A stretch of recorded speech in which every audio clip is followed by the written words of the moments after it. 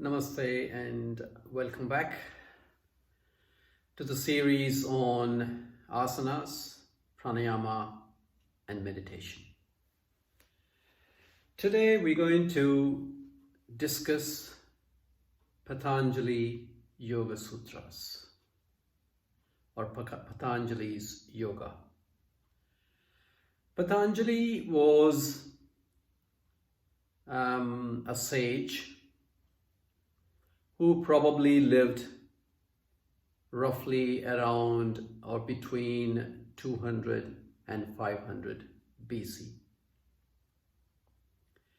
And he was the first person who codified and developed or wrote what we called the Yoga Sutras, 196 sutras or aphorisms, like pearls strung on a thread, each one connected to the next, and each one leading on to the next.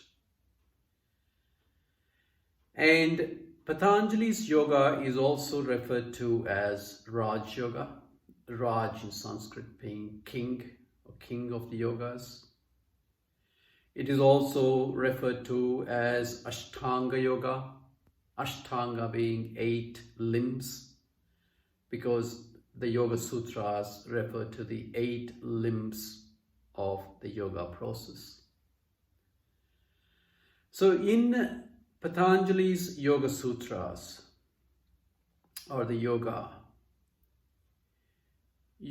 is an 8-step or 8-limb process. And the first 2 limbs are called the yamas and the niyamas. And they refer to how a person should prepare himself for the future journey or the future steps of yoga. With yoga, the final aim or the goal of yoga being union of our consciousness, of our Atman, of our soul, with the super consciousness. That is fundamentally the goal of all types of yoga. So to prepare the student or the yogi, Patanjali had recommended that they should start with the yamas and the niyamas. And these are how you behave, how you live your life, what are your social obligations. And I'll name a few of these. The first and foremost being ahimsa. Ahimsa being non-violence. And when Sage Patanjali refers to as non-violence, he's talking of non-violence of action, non-violence of word, and non-violence of thought. That one leading on to satya, which is truth. Always being truthful. Ahimsa coming before truth. And then a few of the other ones are santosha, which is contentment.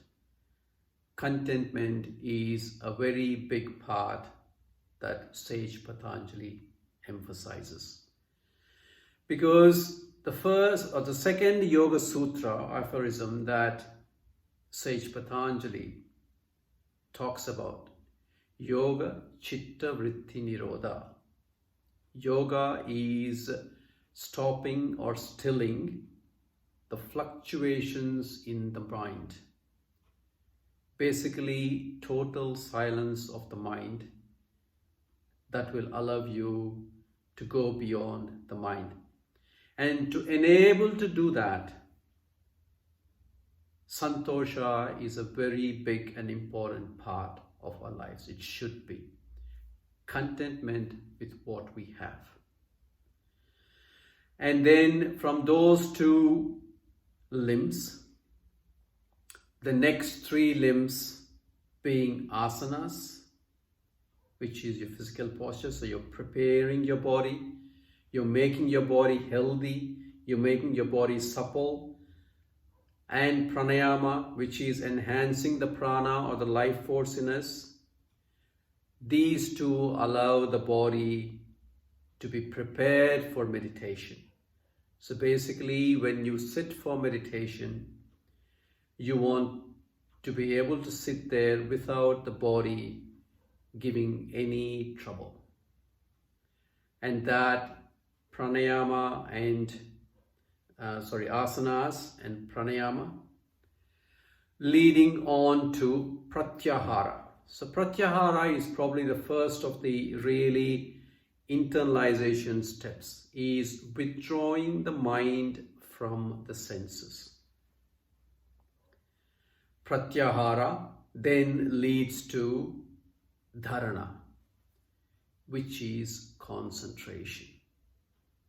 After you have withdrawn your senses, withdrawn your mind from the senses, and you're sitting in meditation, then you concentrate on something that you choose. It could be a sound, it could be a symbol that you concentrate, totally focused on, to allow the mind to be totally focused. And prolonged concentration, dharana, leads to dhyana, which is meditation, a state. And then meditation, dhyana, leading to samadhi, which is the final state where your consciousness, your Atman, your soul is in touch with the super consciousness. Yoga being union of your consciousness with the super consciousness. So these are the 8 limbs or the 8 steps that sage Patanjali has codified in his Yoga Sutras. And you will find a lot of information in books and on the internet if you want to find out more details on each one of those steps. I hope you're enjoying this series, and if you would like to be notified on further videos, please subscribe by hitting the button on the right bottom corner.